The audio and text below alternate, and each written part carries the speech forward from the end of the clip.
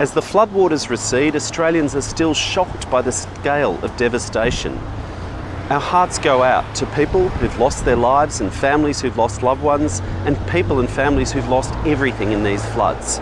And people are angry that yet again Scott Morrison and the government has failed to be there. They failed to prepare, they've failed to take climate change seriously. It's always too little too late and he finds someone else to blame. It took him 9 days to declare a national emergency.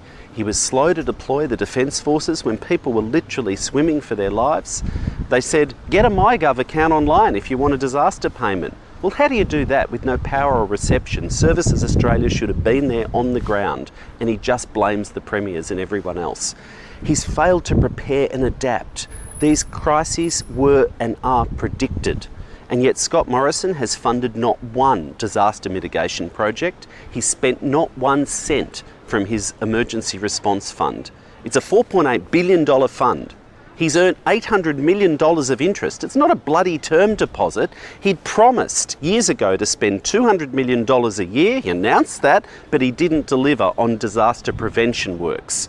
States and territories have asked for $150 million of funding. They asked for this on things like flood levies and watercourses and cyclone shelters and bushfire evacuation shelters, yet Morrison's done nothing. And the Liberals have failed to take climate change seriously.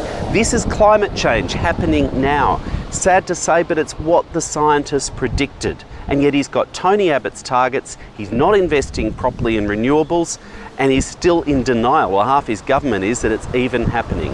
A Labor government will act with urgency, will investigate a civilian response force, will take climate change seriously, cutting emissions, cutting power bills, and will invest $200 million in disaster response funding to actually get on top of this and try and get ahead of future natural disasters. Importantly, in doing this, we'll grow the economy through lowering power bills and cutting our emissions, bringing manufacturing jobs back onshore and being ready for future natural disasters.